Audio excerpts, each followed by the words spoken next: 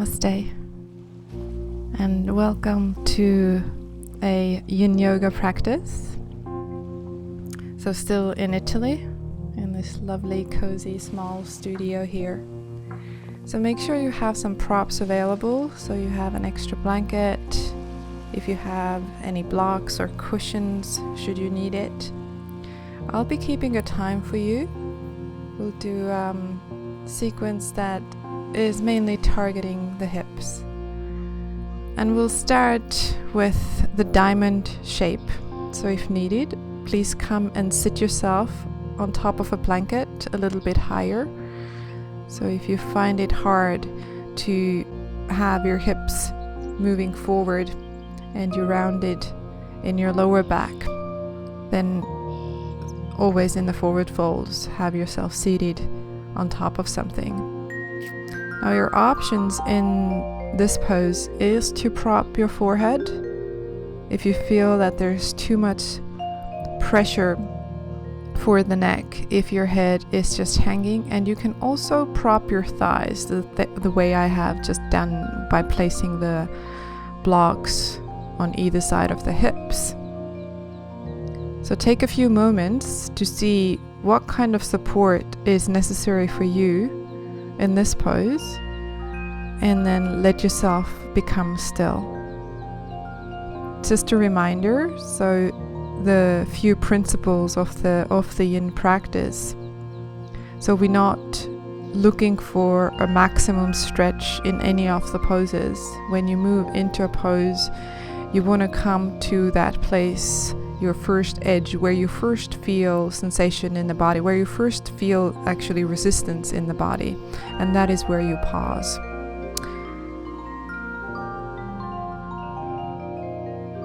Taking a few deeper breaths and then making that commitment to be still, unless after a while you feel that the body has softened and you can naturally move deeper. Then you can remove some of the blocks that you have used before. Or if you're actually experiencing physical pain, a sharp, painful sensation anywhere in the body, the target areas or the areas that we need to be really mindful of is our knees and lower back. Then you back off, you find a new edge, or you come out completely.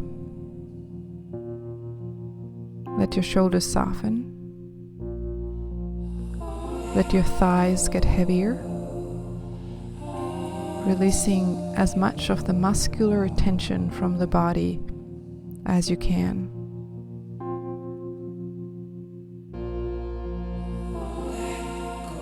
Starting to focus the mind. So initially it might be helpful to hold your attention on the breath. Feeling the breath as it enters, feeling the breath as it exits. And then if some more intense sensation arises, maybe for a moment you can let the breath go and let yourself be with that sensation. Letting the storyline about the sensation fade to the background and be with the actual physical experience of it. And then see if there are new levels of openness that you can achieve by softening around that tension rather than hardening and contracting, which would be our usual pattern in the face of any discomfort. Also being mindful of any hardening in the mind, any contraction in the mind.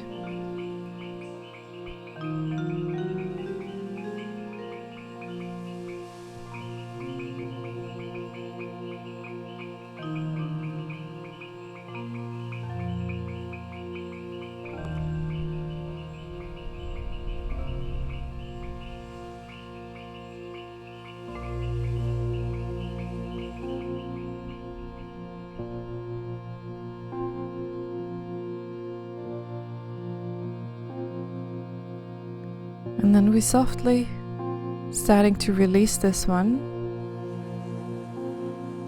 You walk yourself up.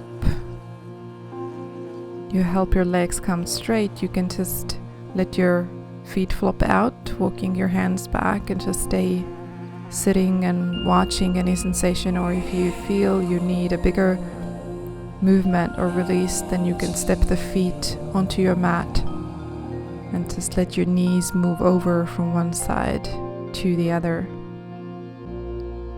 So taking a pause before we're moving over to the next posture. So as I said, we keep working with the hips, so on this round we are going to take our legs wide and open. Your knees don't have to be straight, so you can place blankets or pillows under both knees. So if that makes it easier for you to tilt slightly more forward with your hips. And then it might be that you don't come too far at all. You walk forward. And remember, pause wherever you meet resistance in your body. If you're more open, you don't need support under the knees. Maybe elbows are available. And so the same support under the forehead is an option.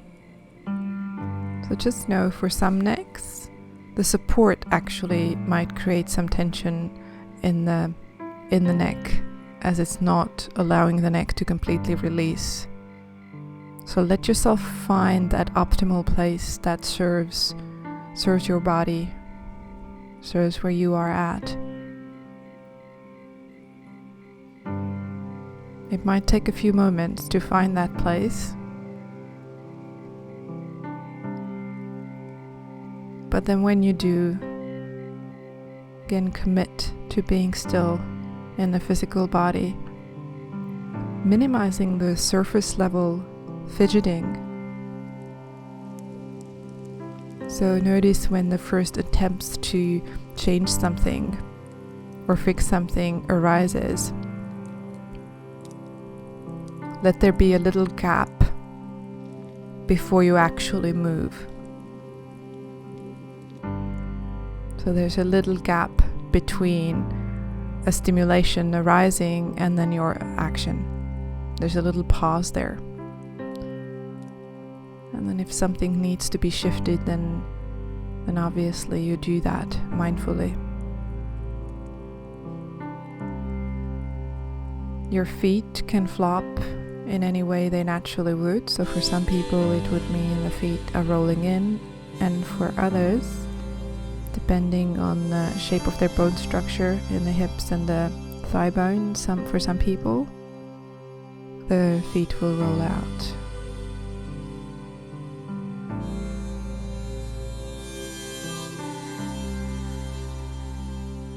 And again, just noticing what is happening within your body and mind in any given moment, without trying to control or judge or pull away.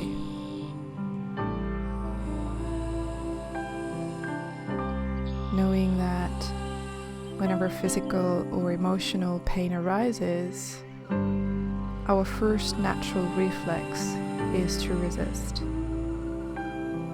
So it happens by stiffening and contracting the muscles, and as I said, also by contracting in our mind. Often a story emerges and takes over, and we tend to lose touch with our actual experience. So become aware if that's happening.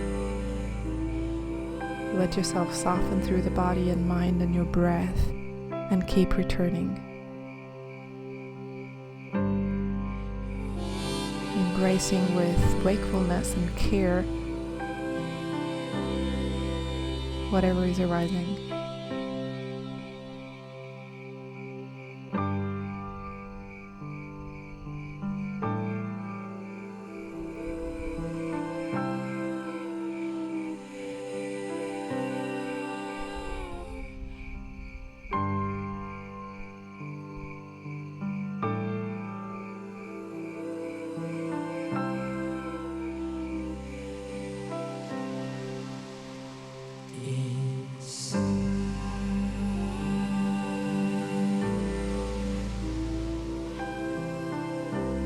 And when you start your release from this one, again slowly pushing the hands onto the ground as you roll the spine up, helping your knees together by taking the hands under your knees. And we will release this one onto our backs. So you come lying down, all the way down, letting your feet flop, letting your hands be somewhere where it's comfortable, feeling into the weight of your body, taking a deep exhale, long exhale, and then come and step your feet on the mat and maybe let your knees roll over from one side to the other a few times. Windshield wipers. And then we come into a twist, so called twisted roots. So we're gonna cross our knees. If the cross knee version doesn't work for you, then you can not cross the knees. So we're gonna hop our hips a little bit over towards the right. We bring the right knee over the left knee, and then we bring the legs over towards the left. You can slide a blanket under the knees for support, so if they're very far away from the floor, and you extend your right arm out towards the right from the shoulder, or you can interlock your hands behind your head and have your head come down onto the hands. If the cross knee version is not working for you, then uncross the knees, maybe even something between the knees can be helpful. So you just take a more simpler twist. Crossing the knees adds a little bit of more stimulation for the hips. So again, as always, I'll mind the time for you. You find an expression of this twist that works for you. And then let yourself become still as you release the hips and the big muscles around the hips. As you take nice soft breaths into the belly, and make sure your shoulders are happy as well, so releasing tension from the shoulders.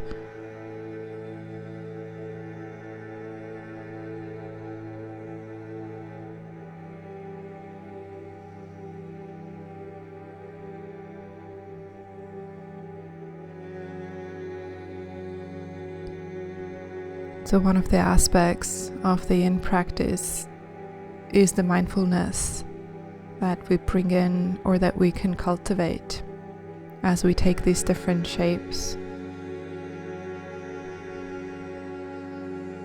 So there's a clear seeing that arises when we are not tampering with our experience. We stay attentive,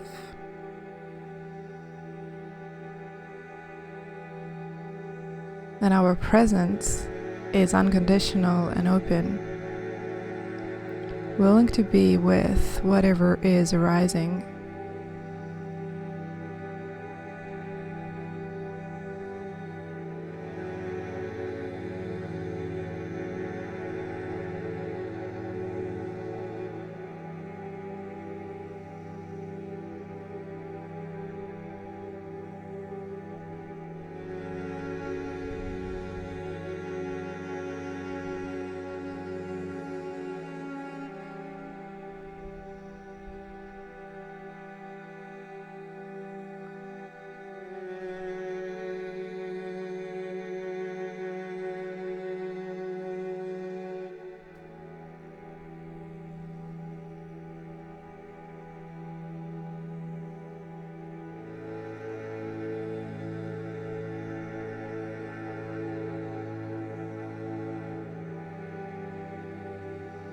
And then slowly come to release. Unhook the legs if you had them crossed, and stay at the center for a few breaths, letting your knees flop together, letting your spine come back in alignment, hips under the shoulders.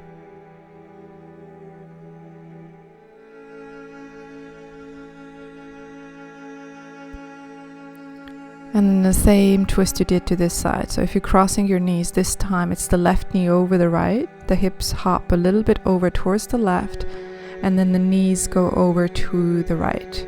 So left knee on top, knees to the right, hands wide from shoulders, hands interlocked behind your head. If support is needed under the shoulders, then you can place the support under the left shoulder if it's again very far off the mat, or under the knees.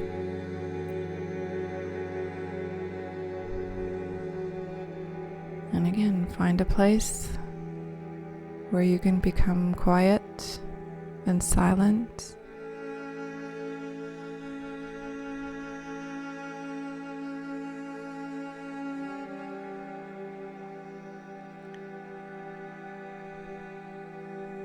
As important as it is to turn your attention to your experience, the second part of that equation is to relate to whatever is arising in a tender, kind, gentle way, with lots of care and compassion.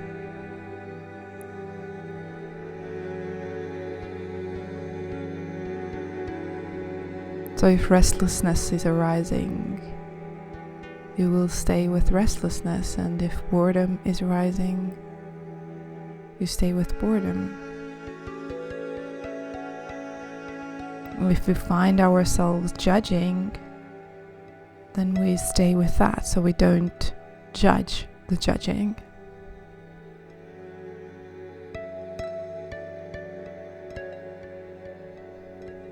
The very nature of our awareness is to know what's happening, and the very nature of our heart is to care.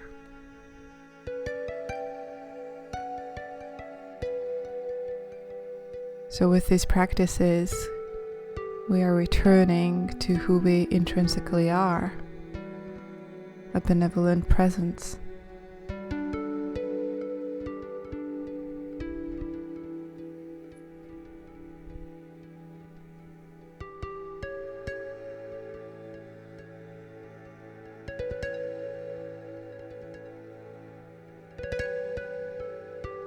Just taking note and relaxing and softening through the muscles.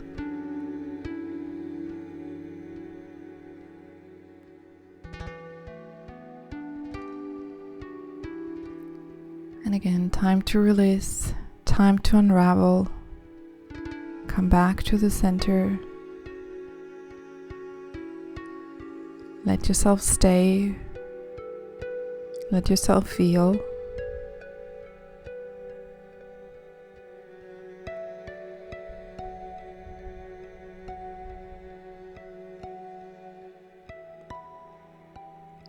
And then come to hug your knees in,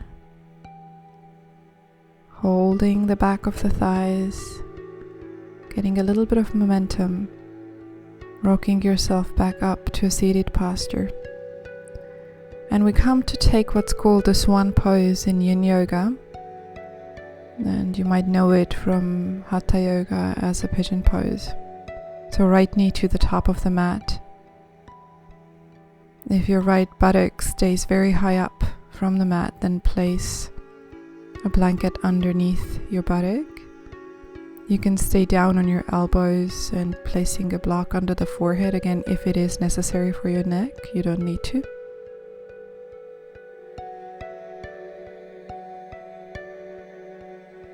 Or if you're comfortable without the support, if there's that openness in the body,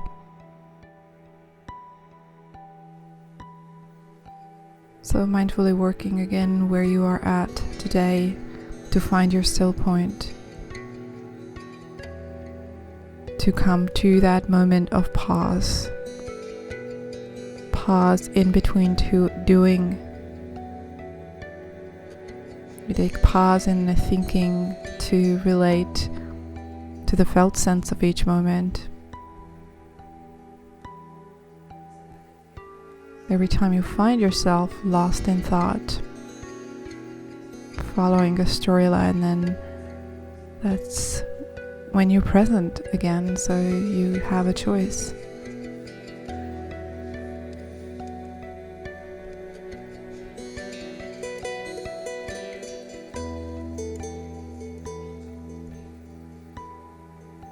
Noticing our habits of judging, resisting, grasping. Noticing our wish to control the levels of pain and pleasure that we're experiencing. And then noticing the stories in the mind. Stories that accompany our experience, that try to give it meaning, that try to classify it, compare it.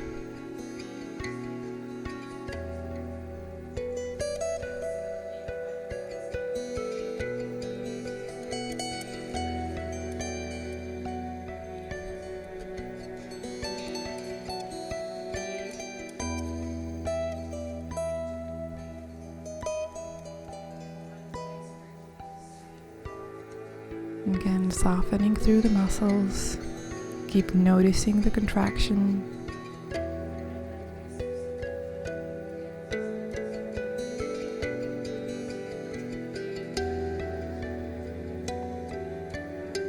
Keep noticing the impulses to do something, to change something.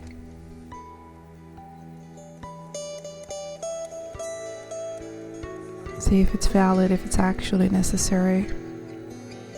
Or is it another subtle distraction away from feeling what's arising?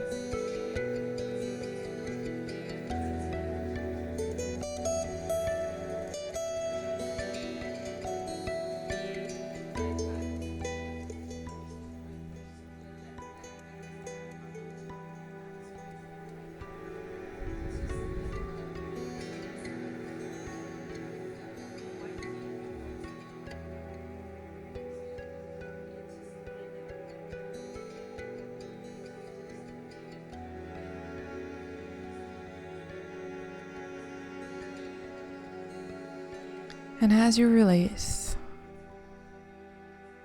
your choice is to move either to downward facing dog or straight to child's pose.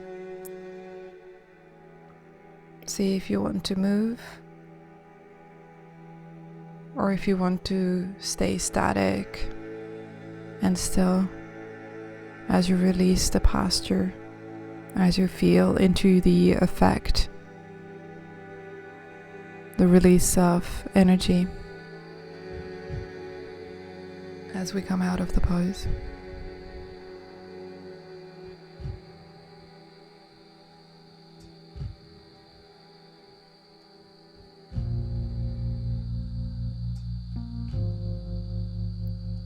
And then come to set yourself up for the other side with the left knee forward, right knee walking back. Appropriate props for this side.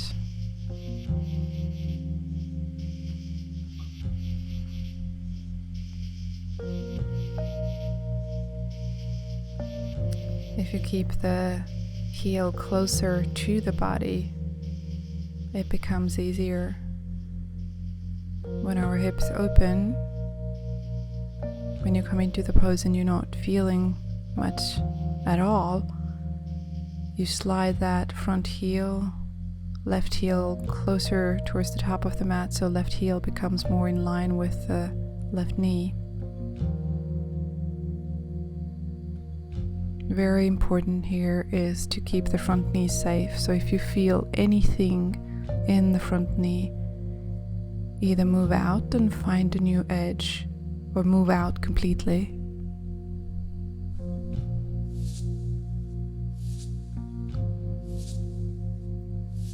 Really learning to discern between minor discomfort and the actual pain.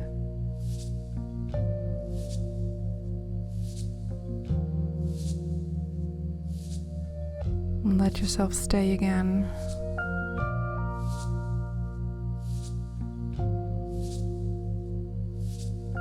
letting the breath be like a home base, a place full of presence. When our mind is more active, then it is helpful to use breath as an anchor.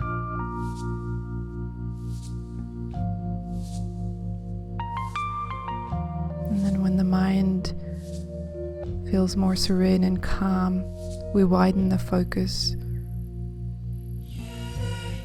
We allow the other aspects of this moment also to be in the foreground. And we're developing the capacity to recognize when thoughts are happening without getting lost in the storyline.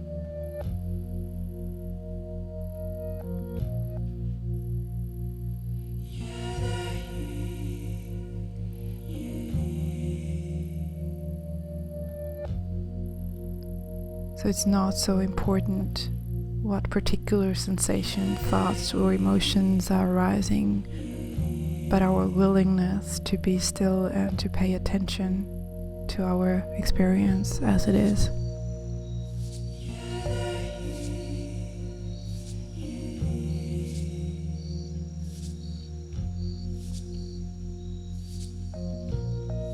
To notice when we're pulling away, when we're hardening.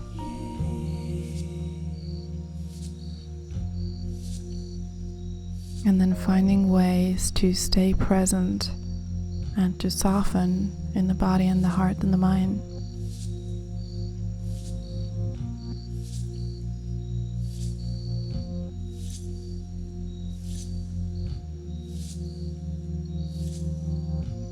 Slowly coming to release. This time I sit onto my left buttock and I bring the right leg around so that I can lie on my back. So take a moment in the back, on the back, releasing the bones getting heavier, the muscles sagging off the bones, the breath moving freely. And then your final pose from here is to take a happy baby with your feet up towards the ceiling, holding heels or ankles, or maybe keeping your heels down close to your buttocks if the full version is too much.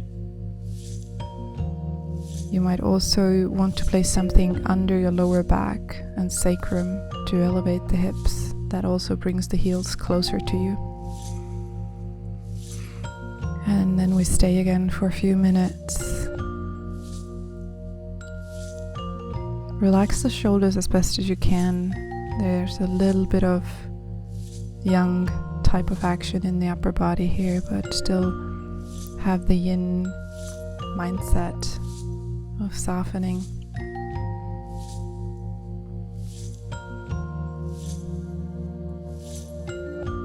The breath can reach down into the hips.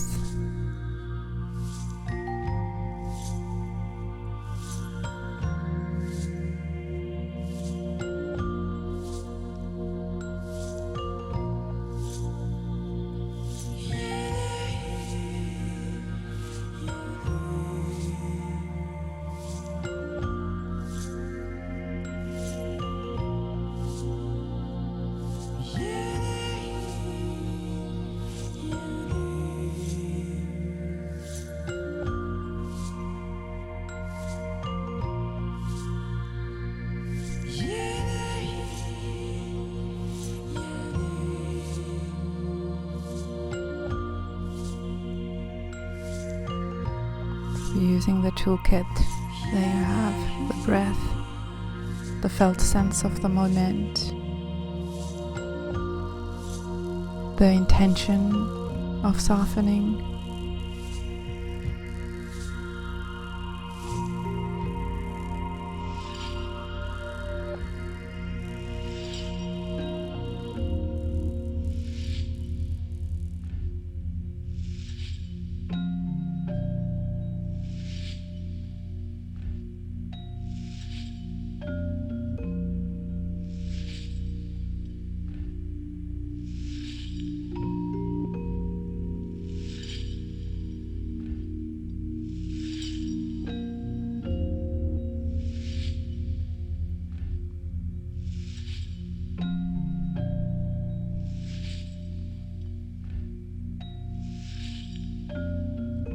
Soften your face, your jaw, your eyes. Just a few breaths more here.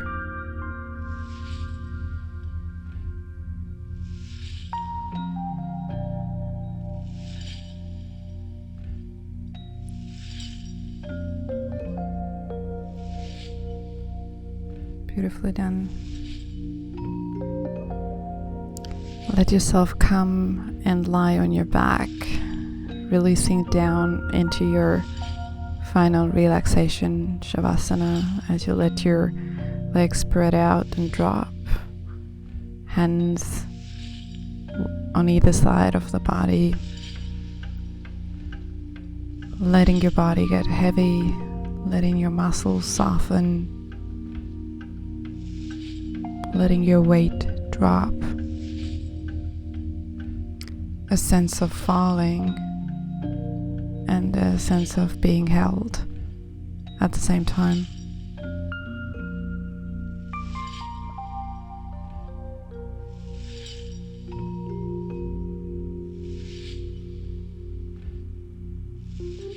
Thank you so much for practicing. Stay longer here if you can. Namaste.